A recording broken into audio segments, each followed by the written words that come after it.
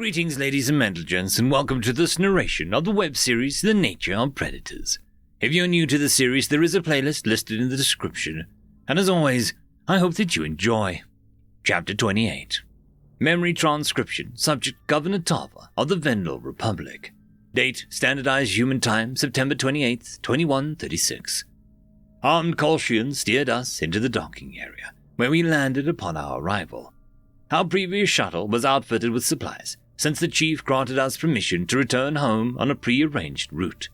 The soldiers fell back several steps and monitored the human for any threatening moves. One of them curled their lip at me, briefly. Noah settled down on the empty crate, clutching a knapsack that contained his meager belongings. He met the soldier's gaze without blinking. Staring was a contest of dominance, whether that was an intention or not. The Kolshians gripped their rifles tighter and slunk back towards the entryway. "You're gawked all the time, Noah," I whispered. "Not saying it's right, but I don't suggest that smoldering stare-downs as a response. It'll trickle their instincts in the ways that you don't want." "I don't care how they look at me, but they're not going to look at you with disgust and hatred.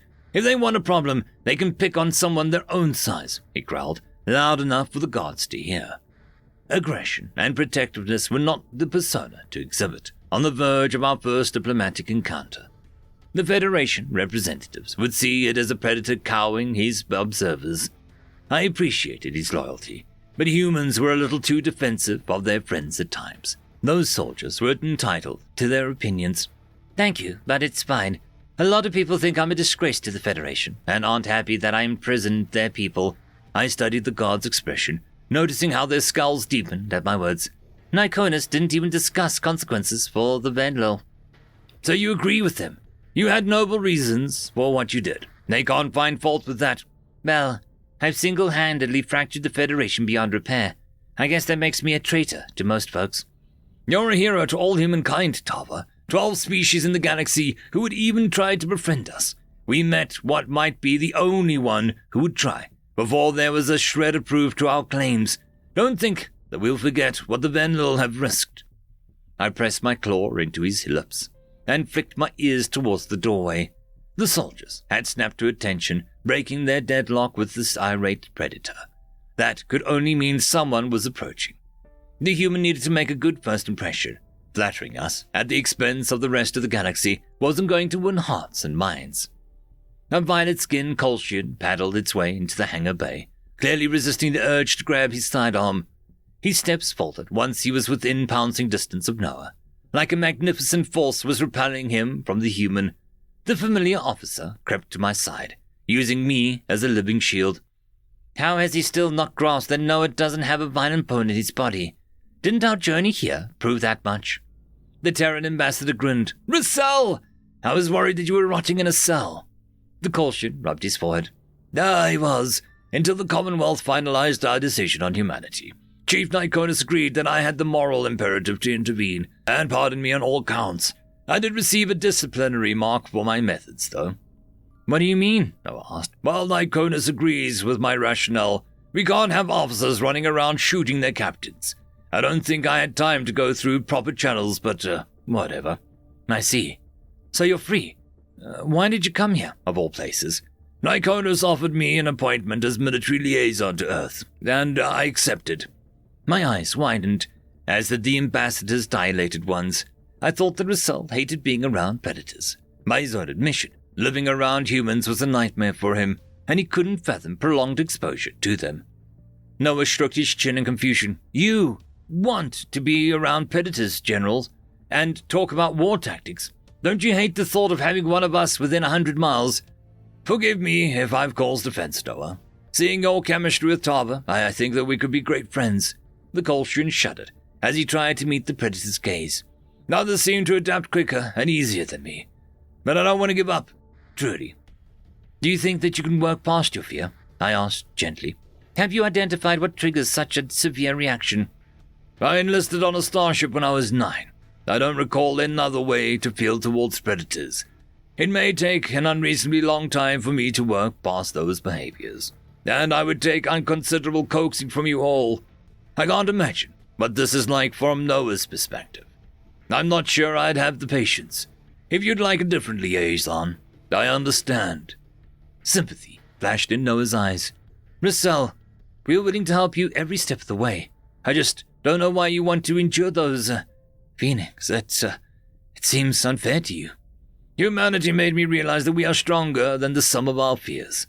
That there is something other than being afraid. I haven't got there yet, but I am grateful for that.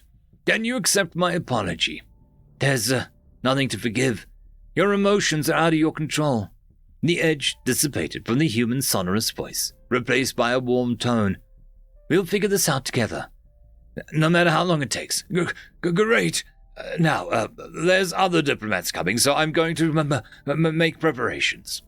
Russell skidded off to the farthest corner of the hangar bay and began prepping his second shuttle.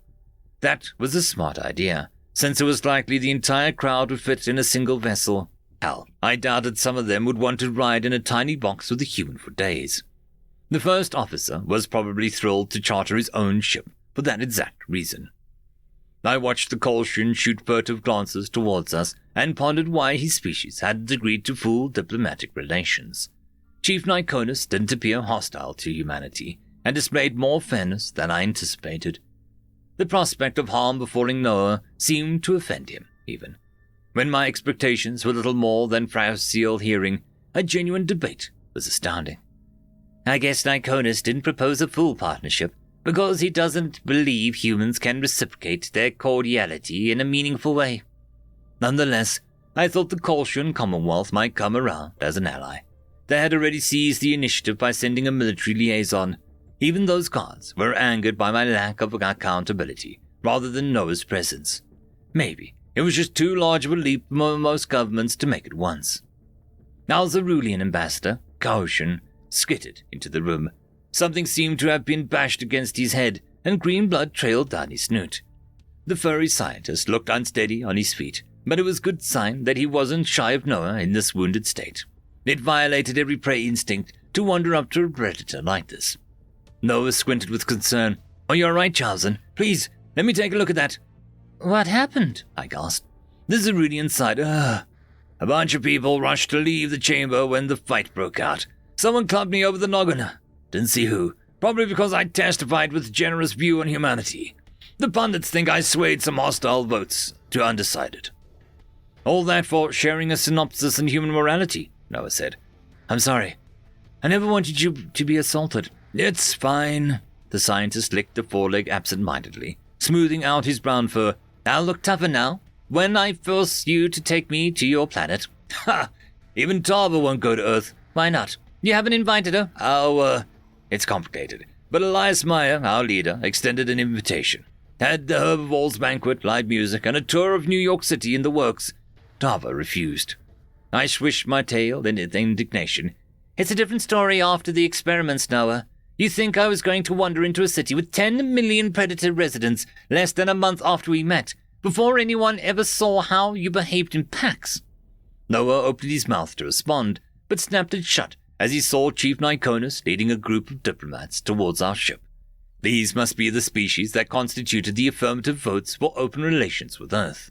None of them had been brave enough to make introductions yet. Our Zerulean friend was a sole exception. It didn't surprise me to see the Civ Kits or the Poltons in the mix. Their centrally located territories were far enough away that they thought that they could keep humanity at arm's length and control or minimize the interactions. Even predators wouldn't start off for the beaten path to gain a foothold. Us neighboring species were easier to invade first. Then there were the Yotl and the latest uplifts. Adapting to the galactic arena was difficult for a species that just discovered steam power. I couldn't imagine how the Venlil would have processed the Federation's vast knowledge in our infancy. Of course, if the Yotl's industrialism tipped us off to their presence, the Arxel might find them too. It was the lesser evil to flood them with information and give them a fighting chance. 22 cycles after first contact, the marsupials tired of the derision from the counterparts.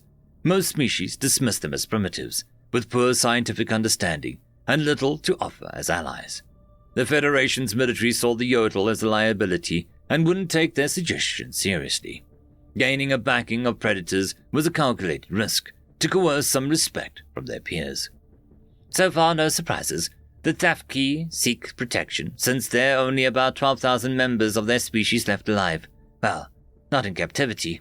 The Nevox and the Fizzens are trading juggernauts that don't want to go the way of the Gojids. I squinted in apparent confusion. Was that a Mazik resident amongst their ranks? Perhaps this was not the assemblage of friendly species, after all.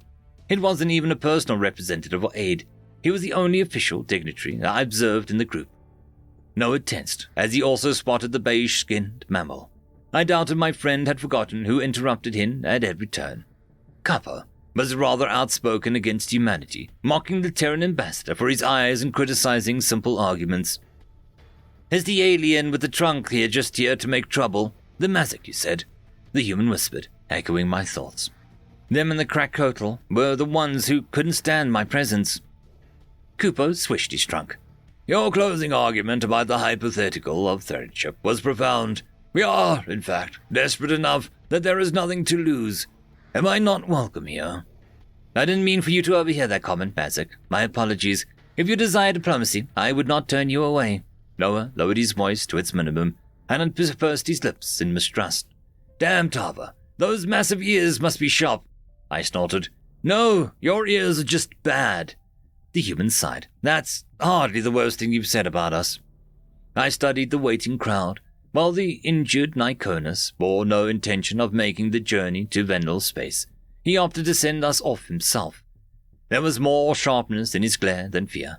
He wasn't shaking or whining, the way that resulted, though I appreciated the officer's efforts. Perhaps there were better candidates to represent the Kolshians. As for the newcomers, the Zerulean was prancing around the human in circles. Carlson couldn't contain his excitement. He was the only ally eager to get up close and personal with the flesh-eater. Meanwhile, the Sivkit diplomat looked like she was about to pass out, standing across from a predator. Logical talk of borders and distance didn't mean much when she was going to be strapped in its lair. The Mazik president had the same suspicion in his eyes from the pivotal meeting. I don't think he trusted Noah's demeanor not to shift the second we took off. There was a dossier representative present, I realized, but the tiny rodent was hiding behind Kappo's bulky form. That size differential could only make the lumbering predator more daunting. That makes my count 10 species plus the Kolshians. Maybe the last one is running late for some reason. Their representative might have had a panic attack. You're going to take the yodel? I thought humans already invented the wheel. The Nevok representative sneered. A few chuckles came from the gathering, and even the Kolshian chief struggled to maintain a neutral expression. The yodel glowered at his critic, then fired a nervous glance towards the human.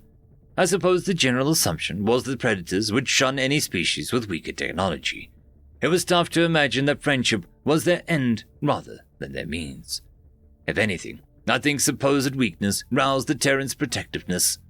Noah and Sarah were most partial to us in our moments of vulnerability. Judging by how my friend's lips curved down, he wasn't pleased with the Nevok's humiliation of their peer. We have plenty to offer, Tosa. The marsupial snapped. Maybe these predators will be less stupid than you, and see that. Tosa flicked his ears back. Like what? Name one thing that makes you valuable, especially compared to the rest of us. For one thing, we're the only ones here that weren't around for that vote. You know, the one where you unanimously decided to wipe out all life on Earth. Even the Venlil had that baggage. Silence fell over the assemblage. Trepidation played at the representatives' expressions, as their fiery yodel reminded them of their prior decisions. Perhaps I could afford to issue a formal apology on the matter myself, though it hadn't been my government that arrived at that conclusion. It must be tough for the predators to forget our role in the planned execution. Humanity welcomes all parties, of all backgrounds. The ambassador cleared his throat, irritation flashing in his eyes. There's no need for derisive rhetoric, or to prove yourselves by putting others down. We're a small group. We need to band together. He's right. There's too much at stake here. Quit acting like children, I growled. Hush. On that unpleasant note, I must warn you that siding with us may put you at odds with your friends and neighbors. This is your last chance to turn back. Noah blinked in surprise, as every party lingered. There was a risk they already considered leaving the acrimonious conference. All right then, let's board the shuttle and get the show underway. The UN would be delighted to receive a proper diplomatic envoy, but I knew I had to temper their expectations. There would be missteps along the way, and few species would act as casual as us. It took a long time to be comfortable around predators. Familiarity was the final phase of the adjustment period, which certain prey sapiens might never achieve. At least now, humanity knew where they stood with the Federation. End of chapter. I would quickly like to thank the Tier 5 members, Marky, Cam Maxwell, Casper Arnholtz, Oakfield, Lord Azrakul, and it's difficult to pronounce. Thank you very much.